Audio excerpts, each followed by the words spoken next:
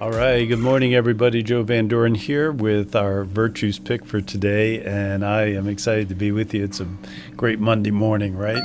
So, there goes the alarm to do the virtues pick. So, I'm on time. That's pretty good. So, we have a great word today, and one that doesn't normally, I don't know, it's just one of those words that we don't think of. As a virtue. In other words, we don't typically call that out as, oh, you really want this as a virtue, right? But the word and the virtue today is purity.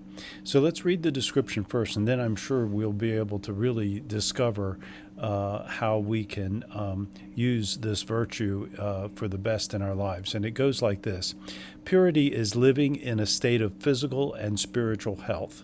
We experience well-being by keeping our bodies and living spaces clean and fresh. Purification is a process. We free ourselves day by day from unwanted influences and addictive desires. We let go of what no longer fits our lives. We replace negativity with virtues practices. We clean up our mistakes, choosing responsibility instead of guilt. Like a mirror kept free of dust, we purify our intentions. Purity gives us a clear conscience and a peaceful soul. Purity frees us to be who we are meant to be.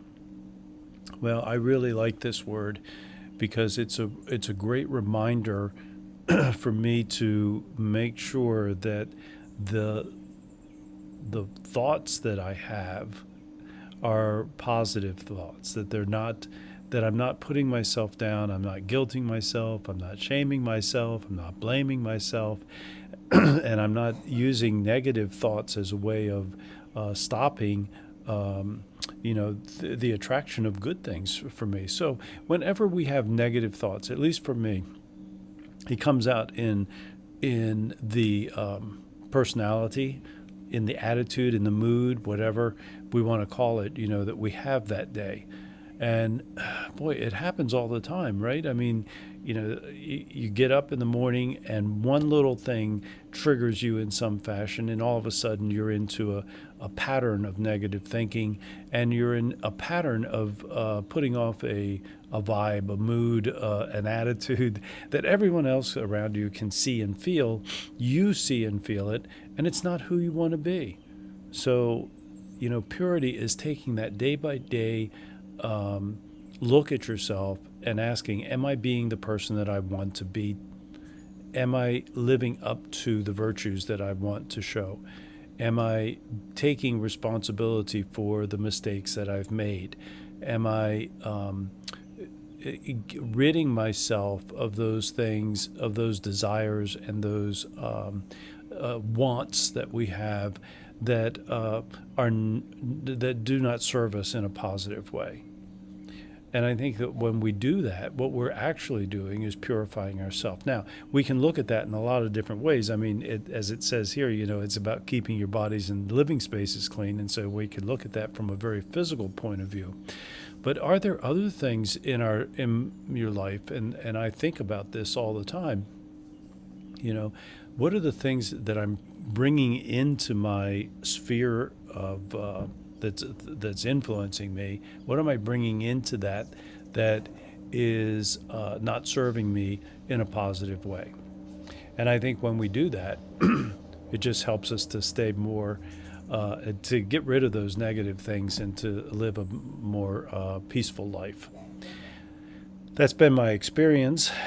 And I would just say that it's a growth area. It's an area where we keep having to work on that, because I still get up in the morning sometimes and something will set me off. I will have something happen during the day and it will set me off, right? And so it's about choices. It's about, choosing to be the person that you want to be. And that's what purification is really all about.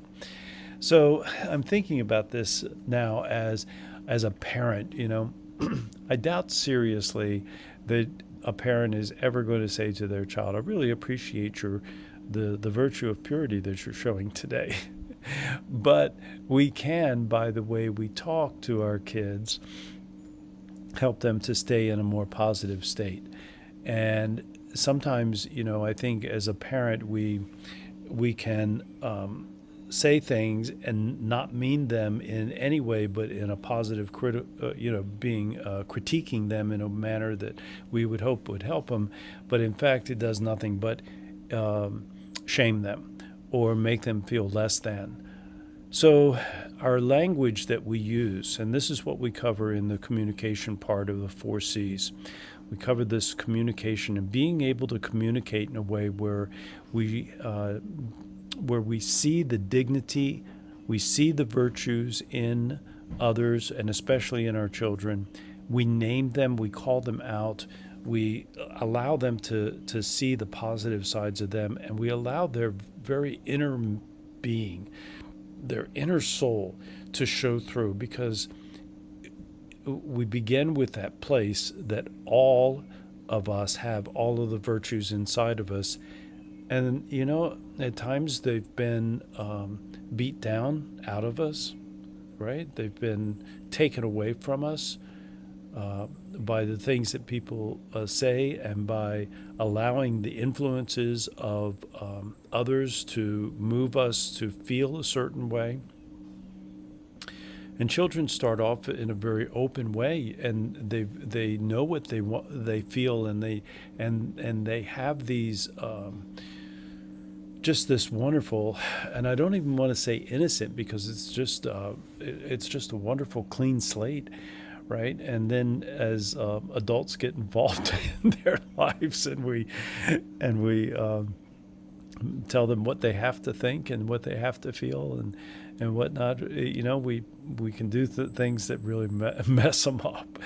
So, we don't think we're doing it, but we can be. So that's what we talk about in the communication part of the 4 C's, is how do we communicate with our children and with others and other individuals and even ourselves, so that we don't bring this negativity and heighten it in our life. So that's what we're thinking about today in this. And if you're wondering about that communication skill, just send me an email or write a note down here. We'll talk a little bit more about it.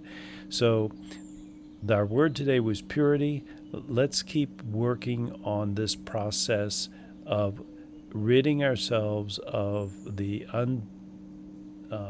influences and desires and different things in our life that are negative, and live a more positive life. So that's what I'm thinking about today. Up here in the mountains of Tennessee, it was so cold I had to put a jacket on this morning. So I know that's crazy, isn't it? And it was great being here on a Monday morning with everybody. So thank you for being here. Until next time, keep practicing the virtues and the 4 C's of successful families, of clarity, communication, consistency, and community. Until next time, we'll see you then. Bye.